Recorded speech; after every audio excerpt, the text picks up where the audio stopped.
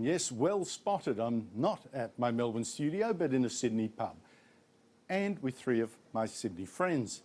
See, it's the end of the year, time to kick back, have a few laughs, and take stock of this amazing political year.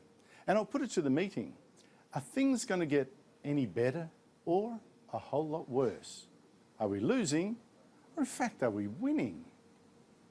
But first, I was at the Sky News Christmas party on the weekend, and one of my friends, Rowan Dean, he'll be joining me later, he told me his mum is a big fan of the show. Hello to you, Claire. Now, Rowan tells me Claire thinks I'm great at telling you what's wrong, although, to be honest, there's not really much of a skill in that, is there? I mean, it's also obvious. The government, it's weak. The Senate, just a nightmare. It's unworkable. Nothing can get done. Government debt out of control. Growth too low. And too many of us are addicted to welfare. That's bad enough. And then add the cultural wars. A new racism pushed by the left is dividing us. Then there's jihadism, the global warming insanity, free speech has been muzzled, education standards in sharp decline, and the churches are cowed. Plenty of reason to despair then, to grab a drink from the bar. But Rowan's mum, Claire, she reckons I need to do a bit better, to do a lot more. I need to be telling you more about where the hope is. Don't just give us the problem, she says. Give us some solutions. And she's right. I often think I'm a little bit too gloomy. Not good TV. And in fact, there is hope. And that should be clear from the biggest political news of the whole year. Donald Trump's stunning win in the US presidential election. Now, whether you think is God's gift or a disaster, that's not really the point. This gives us reason to hope because it shows that the public is in revolt against the cultural elite that's led the West to this state.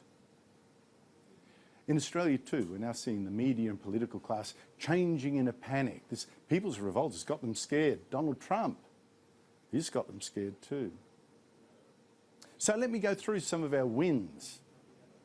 Well, for a start, remember how it was once assumed that everybody agreed with the left's new religion, this idea that man was heating the world dangerously with sinful emissions, the byproduct of their capitalist greed, their evil, their sin against the earth. And politicians who didn't follow this faith, they would pay. We believe as responsible citizens and as Christians, we're required to take some action and stand up and be counted on this matter. This is a question of our life. Our survival. Our survival. Not only individual, but entire planet. Arguably, it was John Howard's reluctance to embrace a strong climate change policy that helped cost him the 2007 election. But now look, surveys confirm, there's one by the CSIRO, another by the Climate Institute, they confirm that most Australians are now climate sceptics. And that is despite the non-stop media nagging and all that fake news about catastrophes that never came. Even the rain that falls isn't actually going to fill our dams. See, people have seen the rain's returned, the dams are filling, the rivers are flooded. So that's why Labor's carbon tax could be scrapped. And it's why the Turnbull government was just last week scared off its secret plan to consider giving us a new kind of carbon tax on coal-fired power stations. We're winning. Here's another one. Both Labor and the Liberals now realise that the public rightly distrusts multiculturalism. It will no longer accept mass immigration from countries with cultures that clash with our own. Why import trouble? Makes sense, right? Now, without actually admitting this, neither side of politics will give us more mass immigration from the Middle East or Africa, apart from the Syrian refugees. And no politician will now publicly repeat this once fashionable and completely false claim. Islam is a religion of peace. It absolutely is. You won't hear that much anymore. So that's more progress, a little bit of honesty. That's all we're asking for. Here's another good sign.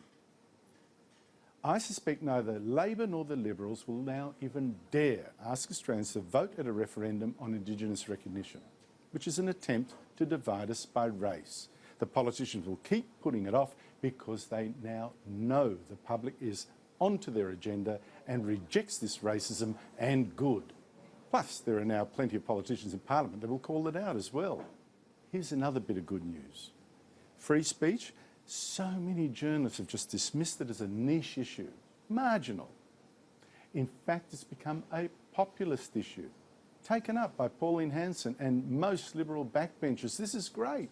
In fact, the judge even threw out the latest attempt to use this wicked Racial Discrimination Act to silence another debate on the new politics of race. The judge even told the complainer, hey, you pay those innocent students you accused $200,000 instead in costs.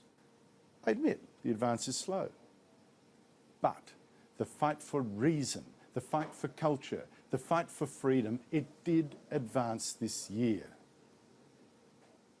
Will that satisfy Rowan's mum? I'm about to find out.